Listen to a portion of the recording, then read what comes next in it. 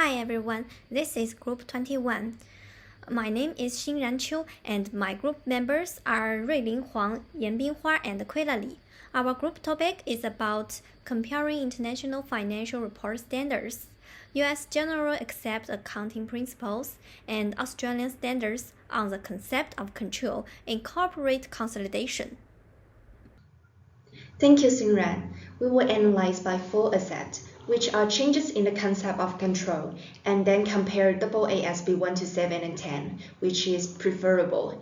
And after that, some negative consequences about consolidated reporting will be talked about.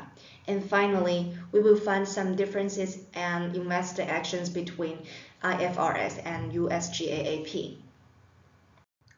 I will firstly compare the concepts of control in 2 standards. The first one is pre-IFRS, which is AASB 1 to 7. Control is mainly judged by majority voting rights, while AASB 10, which is based on IFRS, introduced a more detailed definition of control. It's determined by 3 elements, which is power, variable returns, and linked power to returns. And there will have some changes in the concepts of control. Firstly, there is a shift in focus. AASB 1 to 7 was solely focused on voting, while AASB 10 takes a broader view, considering non-voting power and details about investee. Secondly, AASB 10 also adds the necessity to consider and invest the variable returns, meaning control now relates to economic outcomes. Moreover, AASB 10 emphasizing looking at the substance of the relationship, and in the case of special entities, all legal firms didn't clearly indicate control, and AASB 10 requires more in-depth assessment. So the concept of control has evolved to be more comprehensive. And now I will hand it to Xinran. Thank you, Kuila. Let's focus on compare which is preferable. From a regulatory perspective, based on what we have mentioned above, which one do you think is preferable?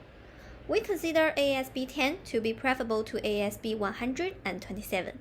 First of all, ASB 10 is consistent with the financial reporting standards of most countries in the world, which helps multinational companies or investors to analyze and compare the financial statements of overseas companies more easily, improving market transparency and the convenience of cross-border investment. In addition, ASB 10 is more objective, as it adopts principle-based and requires the management to start from the economic substance. While ASB 127, as mentioned above, relies primarily on voting rights to determine control, which enables companies to avoid mergers through complex ownership structures, such as holding minority voting rights, but effectively controlling the company through contractual or other arrangement. In addition, due to the lack of clear provisions in the use of ASB 127, some enterprises can avoid hiding liabilities through special purpose entities.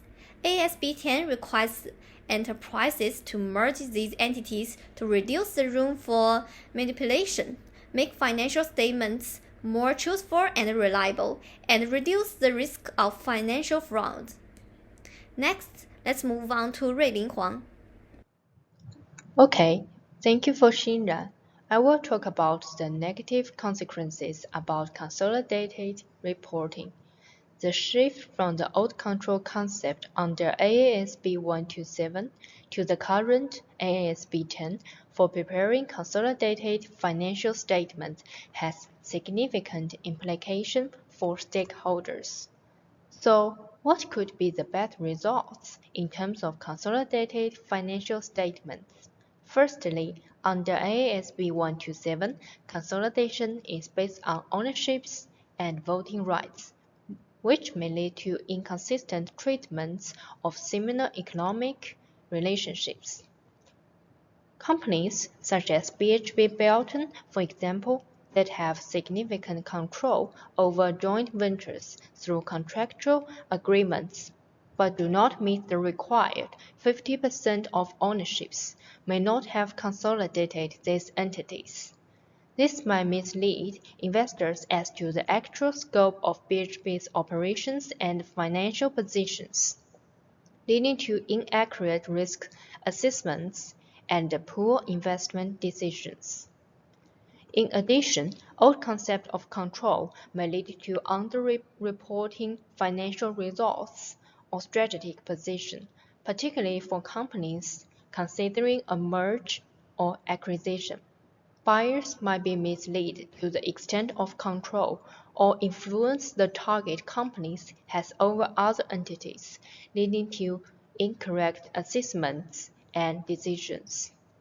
All in all, under the old concept of control, stakeholders might be exposed to greater risk, misled by financial statements, and make decisions that could have bad financial consequences. Okay, thank you for ruling's excellent performance. I would like to talk about IFRS and USGAP, their key difference, and as for investor actions. So under IFRS 10, the control is defined by if you have power to direct activity or earn the variable returns even in 40% stake, you must consolidate it. By the contrast, the US method emphasizes majority voting rights over 50% of variable interest entity model. As for a point of goodwill, the IFRS particularly triggered impairment at all at once, and US GAAP may allow private company to amortize, which can spread out their impact. As for off-balance liability, IFRS may leave some exposure unrecognized if the control isn't demanded substantive. As for GAAP, the consolidates more of their under BIE rules, raising report debit level. So what should investor do? First, confirm if BIE risks and hidden liability exist. Second, monitor the goodwill to asset ratio as a potential red flag or sudden write-down. Third, watch for split in earnings around the step acquisition to distinguish the genuine growth from the accounting effect. Finally, always consult the professionals to gauge how each framework influences the report result in disclosed risks. And there's also some reference at that. And that's today's presentation. Thank you for watching.